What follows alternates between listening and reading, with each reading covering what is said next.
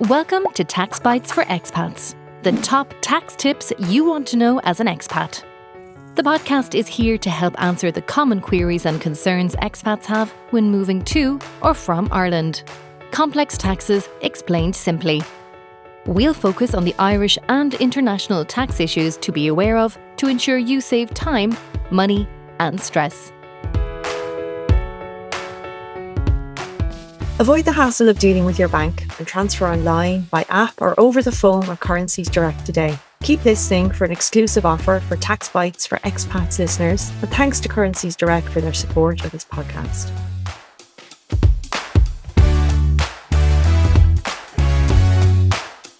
So obviously Henley and Partners is well known for that residency and citizenship planning piece. How does tax feed in to the decision? Because what you've just kind of described there is we needed to sort out the investment piece. Do you see some clients aren't as concerned, or is it always, no, I kind of want all of these different things? What are people willing to compromise on?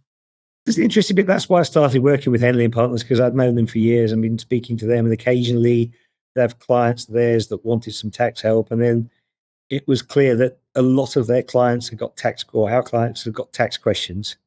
But often, if they're not planning on moving, they just want another residency. And we're seeing a lot of people from the US at the moment who are just concerned to have a plan B, is probably the way of putting it. And they want to see where they would have the ability to go if they needed to, or people planning for retirement saying, okay, I want the opportunity to retire in Europe. I don't want to be constrained to my 90 days out of 180 because of the Schengen rules. I want to spend the winter somewhere warm and then go home in the summer or whatever.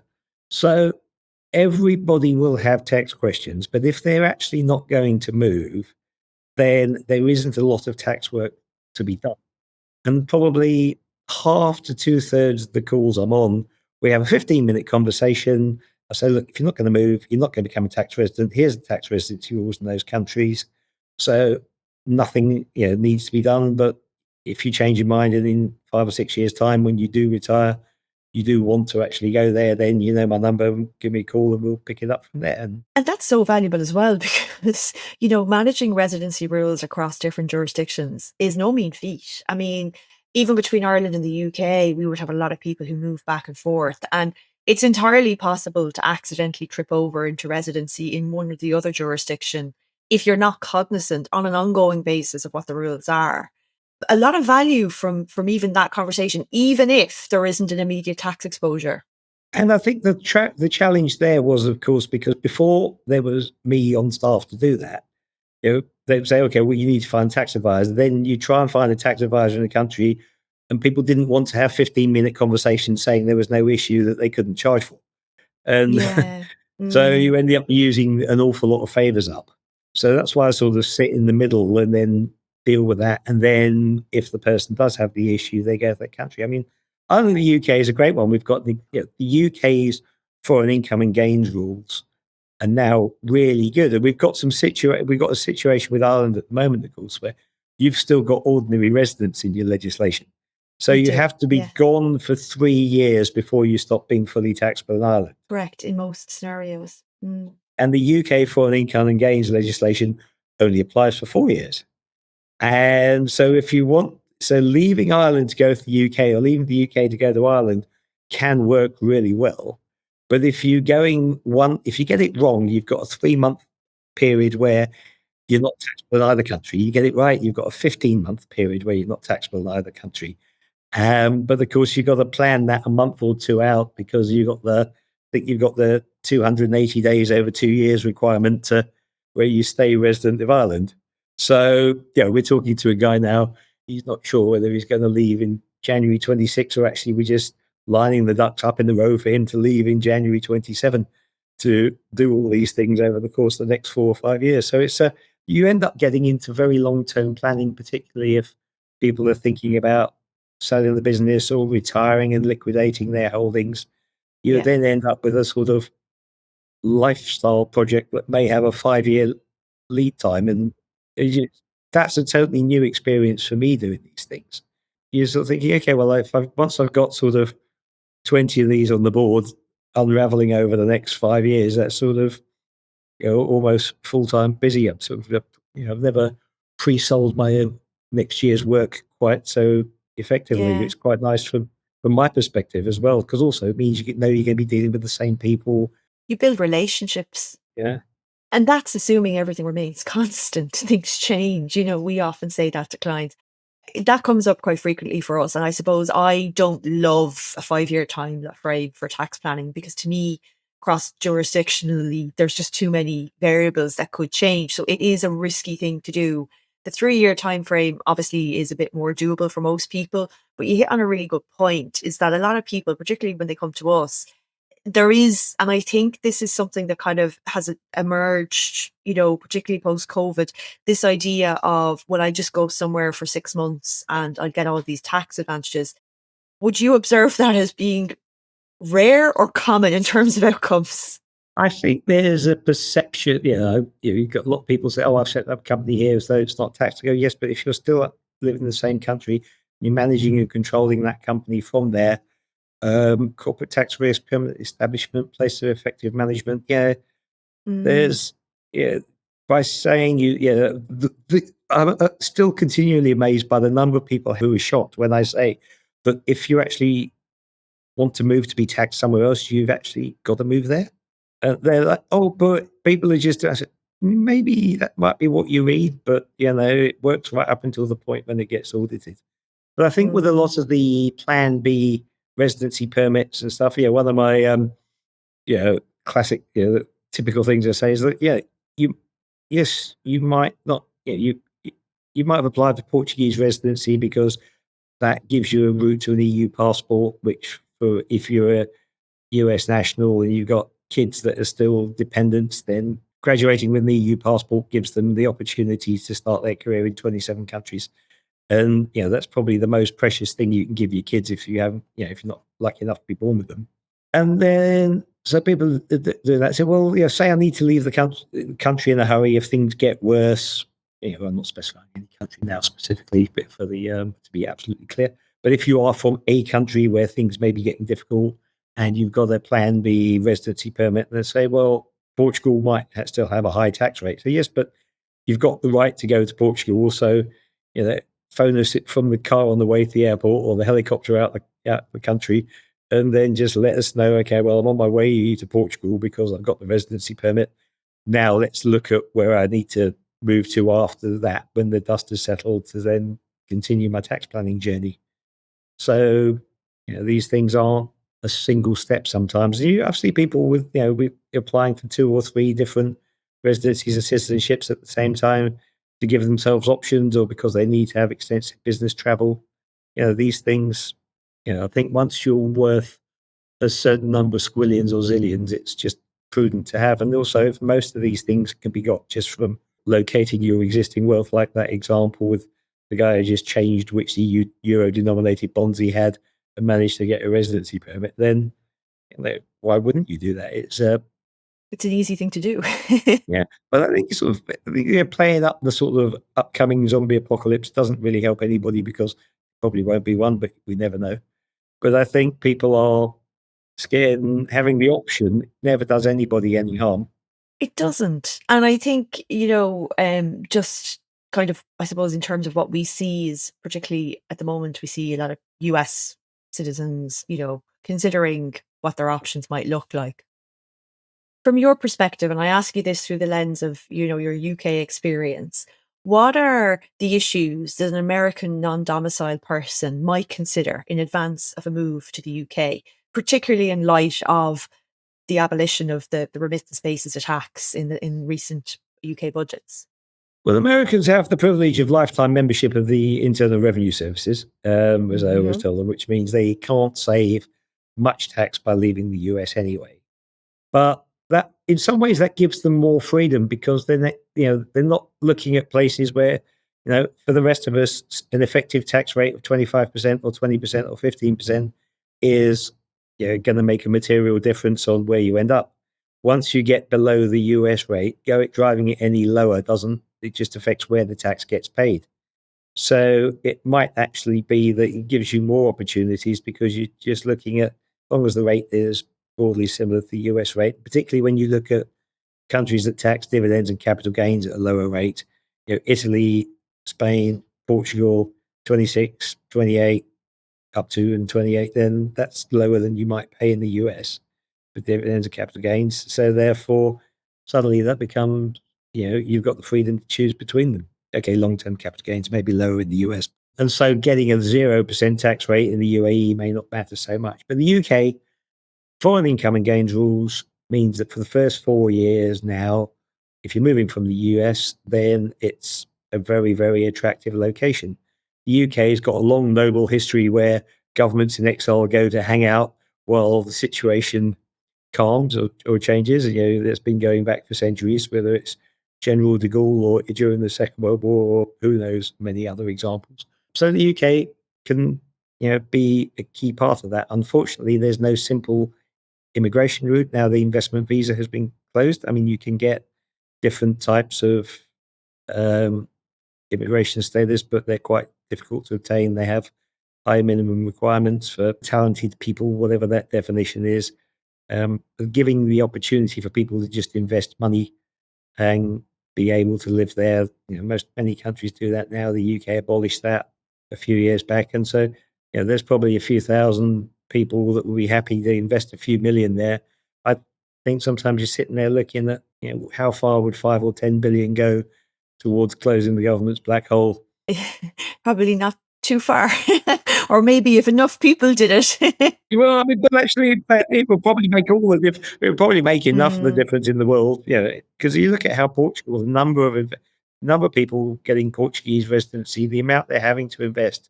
The Portuguese economy is going very nicely at the moment, thanks to that. Yeah, no, you're right. I suppose if you can attract sufficient numbers, and that's, I suppose, where, in recent years, it's funny how like the corporate tax regimes have shifted very much. We've had BEPS and this idea, for people who don't understand the tax terminology, this focus on, can countries make themselves competitive by attracting large corporates to base themselves there and offering lower or preferential corporate tax rates compared to other jurisdictions. And a lot of work done on that. And yet at the same time, in recent years, there's been changes and developments in, even European countries developing, quite easy to access regimes that attract high net worth individuals.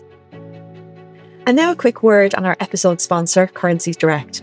If you're looking for a fast, easy way to transfer money to or from Ireland without the hassle and cost of dealing with your bank, keep it simple with Currencies Direct. Whether you're buying property or require regular currency transfers, Currencies Direct can help you save money. As a special offer for our listeners, when you use the link in the show notes and quote Expat Taxes when registering with Currencies Direct, you'll receive a €50 one-for-all or Amazon voucher when you transfer €5,000 or more in your first 6 months with Currencies Direct. Registration is quick and easy, and you decide how you transfer 24/7 via their online money transfer service, over the phone with one of their friendly experts, or by using their handy mobile app. Check the show notes or head to currenciesdirect.com to register. And thanks to Currencies Direct for the support of this podcast. And actually, I always think the phrase high net worth is quite subjective. You mentioned it earlier. You don't need to be, as you said, a squillionaire to benefit from these regimes. They're not just aimed at people who are multi-millionaires. In that space, and having looked back over your career, what changes have you seen in the tax and mobility industries that you've worked across over the decades? I suppose on that point, you've also got this new phenomenon of digital nomads, which has got a name that it didn't have before. And I think there's 60, 70 countries that have digital nomad visas for people moving around. And again, the tax situation can be quite simple if you're not there for too long. I do think it's possibly if you're too nomadic, you've dropped out of your home country tax residency, and arguably you're not entitled to claim the benefits of a double tax agreement. So you could have the situation where even if you're in a country for 3 days, technically you're taxable on those 3 days, but nobody's really dug into that. I think countries that give digital nomad visas are they want to capture your spending rather than taxing your income. And that's worked quite well. But what changes I've seen, I think that's why after 25 years, I sort of went into the relocation industry because it was getting a bit the same-ish. But I think in the new world, because we now have digital remote working is sort of refreshed all of the engineering is the same as expat stuff. The underlying tax principles there, but they're being applied in a different way. So when I came back into tax about 4 or 5 years ago, then that had suddenly changed. And of course, everything we knew was still useful and relevant, but it was being applied in very different ways. And that's made it interesting. Definitely. I think one observation I have there, and, the OECD commentary kind of on the model tax treaties has been updated, post-pandemic and during the pandemic era. But broadly, what I say to clients is these tax treaties were written many years ago in many cases, and long before the majority of people spent 60% of their working week sitting at a desk, accessing a cloud and interacting with people all over the world. So tax advisors are faced with complex situations, and we use a framework that is fit for purpose, but there can be scenarios exactly like what you said, the digital nomad scenario now that we have. It's the same issues, but we apply the technical in different ways sometimes now, isn't it? It's interesting. I've even seen that in my career, which, spans different jurisdictions. You must have observed, I suppose, trends in how people work, particularly as well in the last few years. Oh, absolutely. And I think the issue is also if you do other taxes, like VAT, place of performance of services rules. Where is a service supplied where performed or supplied where received? Everything I say is leaving my mouth and arriving in your headphones. Is the service being performed here or there? And for income tax purposes, it's clearly where I'm physically sitting is the determination of the source of the income. For VAT purposes, when I start actually giving you advice, it could be supplied where received. So it may be subject to VAT in Ireland, even though it's being spoken in Spain. So it's really complicated. But the trouble is you get too excited about that and clients will just tell me the answer. Exactly. But the whole digital nomad bit is, I think, the treaties, as you say, the commentary, and particularly during COVID, there was a very practical, I think, sensible agreement from countries like if you're stuck somewhere because of COVID and travel restrictions, you're not going to be tax resident just because you got stuck there. But on the basis it would probably net out between all the countries, give or take, and nobody wants necessarily the admin of taxing 4 days. I've got a guy at the moment who's just spending a few years doing that. And he's like, well, he wants to do it absolutely right. And he's like, well, how do I pay the tax in these countries? And I go, well, you'd have to register, which means you need an address. And you've only been there a couple of weeks and you've already gone. The tax isn't due until the following year. And then you've already gone and you're in the system and out of the system. So what we've agreed to do is work backwards and say, well, let's look at what the tax-free amount in each country is. So let's say he's on, keep the math simple, he's on 130,000 euros a year, which is 500 euros a day. So if the tax-free amount in Spain is 5,550 euros, he just said, right, I'm not going to spend any more than 11 working days in Spain. Yeah. Because then that way, because if he's truly nomadic, then that way even if they come along and say, oi, you're not qualified for any treaty because you're not resident anywhere. He's like, okay, well, yep. How much tax would you like? It's a risk-based approach. And I think as well, a lot of countries will have a certain amount of days, like in Ireland, for example, broad stroke, you can work 30 days before revenue and that's sensible. It's designed to cater for business travelers, but to some extent your client is almost a business traveler. His business is traveling around the world and he just happens to be in that location. It's complex, isn't it? It's difficult and clients appreciate that practical approach.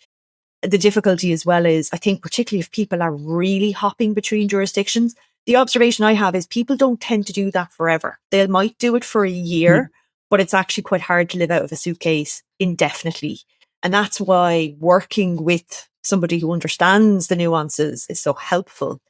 You obviously provide amazing advice to your clients. What motivates you, when you work with clients after, spanning different industries and jurisdictions? What's your motivator at this point? Apart from being paid, which of course as advisors, we need to be paid for the advice that we impart. The thing I like is, for someone that's been doing this for 35 years, I'm remarkably enthusiastic about it. And I think the thing I like is because these new ways of doing it, and working with slightly different clients in slightly different situations.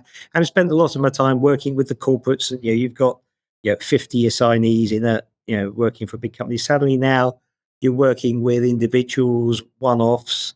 If you're dealing with someone who's selling his business, which is his lifetime's work, I mean, often they're about my kind of age, so they appreciate the fact that I've sort of, they're talking about moving away from UK and their kids are still at university, and and those kind of aspects of it. It's that sort of ability to sort of connect with people and sort of help them through that. And having sort of had a reasonable job at one of the bigger firms, and having had 3,000 people in 80 countries working in the division I was responsible for, then I sort of understand the issues of that. But at the same time, just being able to sort of, it's that the classic one in the big firms is spending more time with these clients usually means you sort of been pushed out of a management role. But actually it's something you want to do when you sort of had enough of the corporate politics and stuff. So I'm still enjoying it because every day is different. Sat at home last night, I got an email from someone saying, "Oh, we got this letter from HMRC. We got 30 days, and we left the country, and we had a rental property, but it wasn't enough to be taxable, so we've just not reported anything." I was like, "Okay, seen this 100 times before.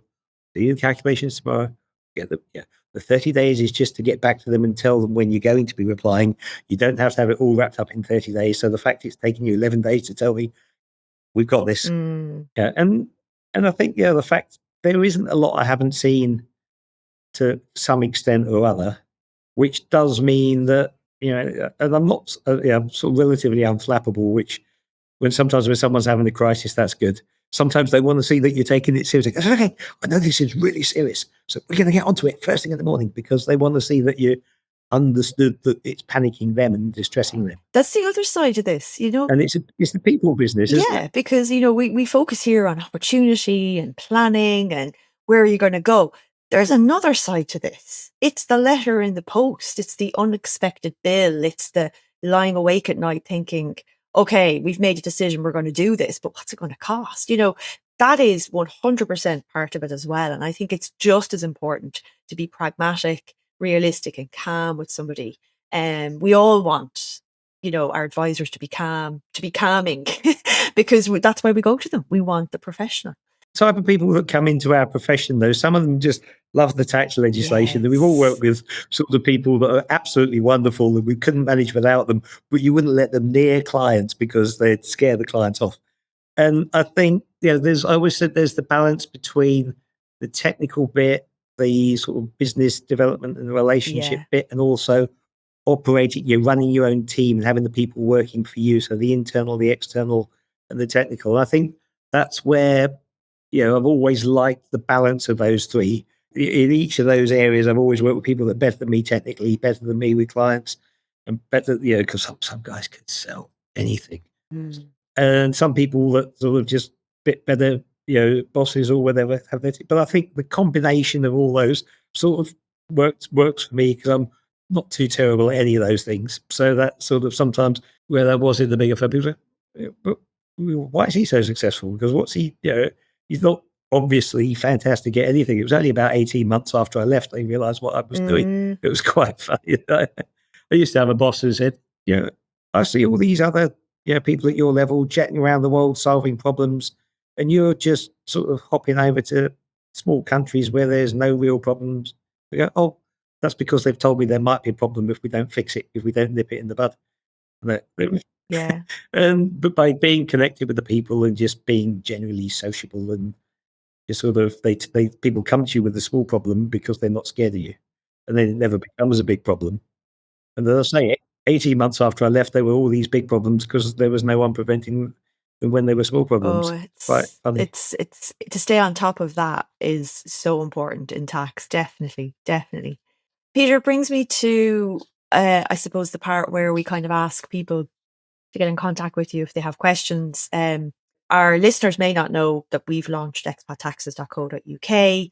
Peter is one of our trusted partners there. So if clients visit expattaxes.co.uk, they can book a consult with Peter and talk to him. And specifically, I think for anybody who is planning to either move to the UK or move away from the UK, I think they'd really benefit from having a chat with you. But particularly in relation to your citizenship work, Henley and Partners, and we'll reference your contact details in the show notes. What's the best way for people to reach out to you directly, Peter, if they have questions on relocating perhaps away from the UK for residence, for visa, citizenship purposes, or tax reasons as well? How should people contact you? I've got my Instagram, which is peter.ferrigno, which is me sort of, making various comments about expat tax issues and location issues. That's easy to find. Hopefully that does also have a Calendly link on there, so you can always just book a little chat with me. So that's the easy way. And the various email addresses will be in the show notes, like you say, so it's residency or citizenship, come to me through the Henley route. And if it's UK tax, then I'll be wearing a green shirt for Global Expatriate Tax Services. I do stuff in blue or green, depending on the company colours for each of the companies. I love it. It's brilliant. Flying the flag. Thank you so much for your time. It's been such a pleasure to chat with you. I've really enjoyed our chat. We always have a nice chat, don't we? Yeah. Even if there's nobody else listening, we always have a nice time. So totally. I could talk about this all day, unfortunately. So I better let you back to your day job as well. Yeah. It's a pleasure. Thank you so much for coming on. My pleasure. See you soon, Steph. Thanks for listening to Tax Bites for Expats. Please do leave a rating or review wherever you listen to your podcast. And as always, remember to take professional tax advice specific to your personal circumstances before acting or refraining from action in connection with the matters dealt with in this series. The material in this podcast is intended to give general guidance only.